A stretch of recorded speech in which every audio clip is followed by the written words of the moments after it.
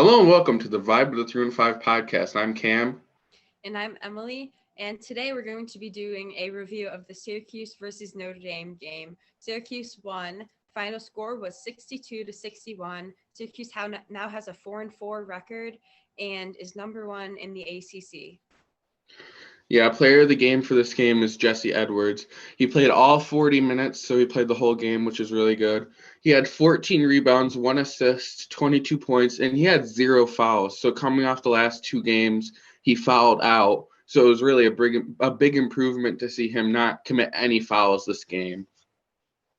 So Very great good. job, Jesse. Yeah. So for who's hot, who's not, we obviously have Jesse as hot. He had a great game. Joe Girard finally had a good game.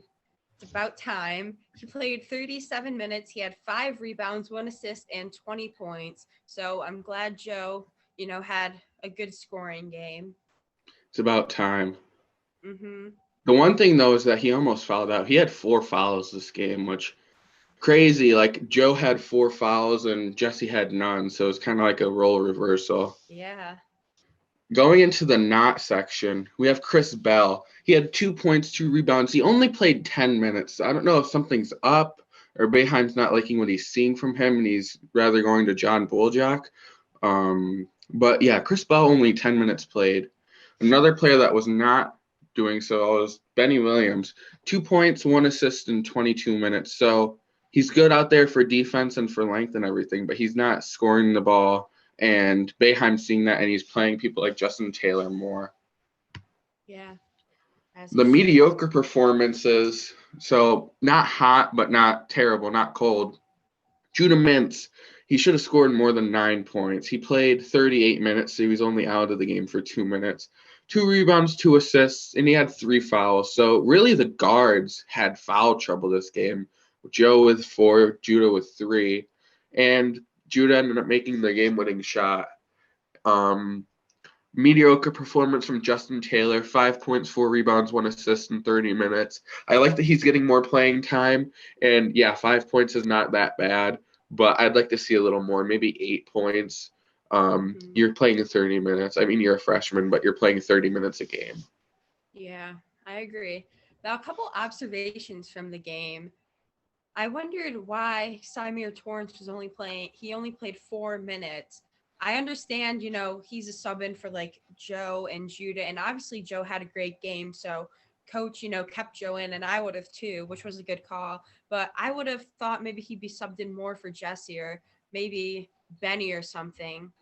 And then Exactly. also, John Bulajak's playing more, which is great to see. I mean, he's been playing pretty well, but it's a little unexpected in my opinion. It seems like he's been stepping in for Chris Bell a lot lately. Yeah, I like Bull, but it's kind of weird. Like he didn't play much at all the first Mm-hmm. couple of years he was here. Now he's really getting playing time, which I like to see. He's great on defense, and at 6'10", he's a good defender and everything, and he's good to be next to Jesse to get rebounds and stuff. But it's just a little surprising. Yeah. Another thing that I noticed is that, especially in this Notre Dame game, nobody could guard Jesse. Their bigs could not guard him. They ended up having to double team him for most of the second half. And if he was not double teamed, he would have had easily 30 points, if not more. They just made the Yeah. adjustment to double team him.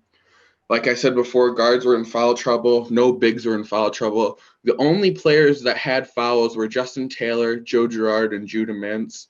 And that's very surprising. Jesse's usually in foul trouble. Bull might have 1 or 2 fouls, but they played really good today.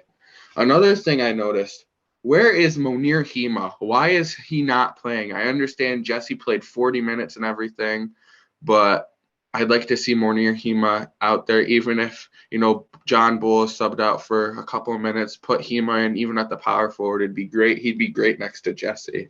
Seems like a theme this year is that there's never a game where like all of the guys play good. It's always one or two people who really are the leading scorers and that really step up. Obviously, this game it was Jesse and Joe, which I mean, they're seniors. They should be the best ones on the team.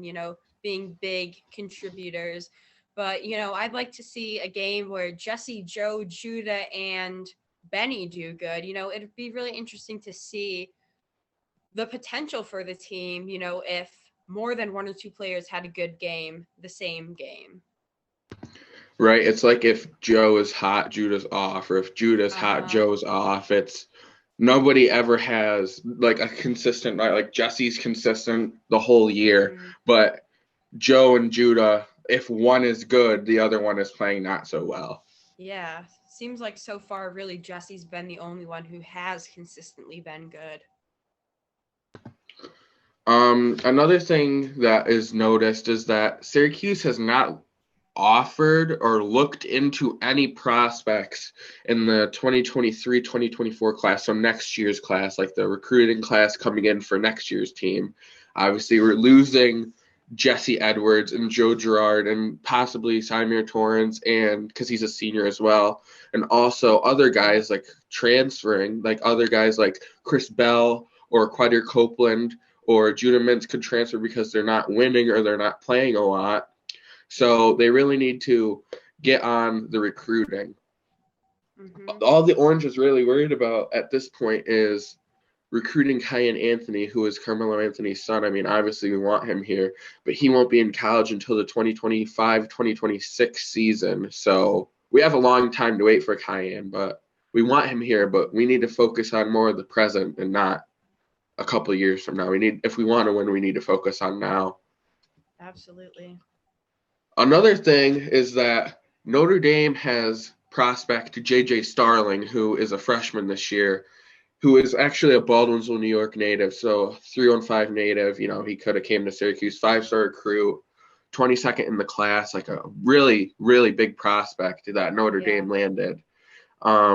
Syracuse did offer him, in fact, but he just chose Notre Dame instead. It's kind of funny that he lost to Syracuse, being his hometown school. You know, he could have came here and played in front of his hometown, and that they offered him. Like, you're seeing Syracuse, a not so talented, like obviously they're talented and everything, but a not so classic Syracuse, like, oh my gosh, you're so good, still beat Notre Dame, even though they have this crazy recruit, a 5-star recruit, and also the other 4 guys in their starting 5 are grad students, so they're experienced. So it's just kind of funny that J.J. Starling playing for Notre Dame, Baldwinsville native, but still lost to Syracuse. Yeah, so overall, it was a pretty good game for Syracuse. They did end up winning. Hopefully, the next game they play against Oakland on Tuesday, December 6th, they can win. It is at the Dome in Syracuse, so that's always good. And Oakland is only 2-8, so hopefully it should be a good game for Syracuse, and we can see a good outcome. Hopefully, you know, I hope a couple of the guys play a little bit better. I'd like to see them score a little bit more, but should be a good game for Syracuse. Fingers crossed. Hopefully everybody's on. I mean, Jesse, keep it up. Joe, you're out of your slump. Thank God. It's like the newspaper Finally. in our podcast episode about him. It's like it turned something around. I mean, rest of the guys, Judah, I mean, come on, man. 9 points, but you could do better. I know. I've seen it before.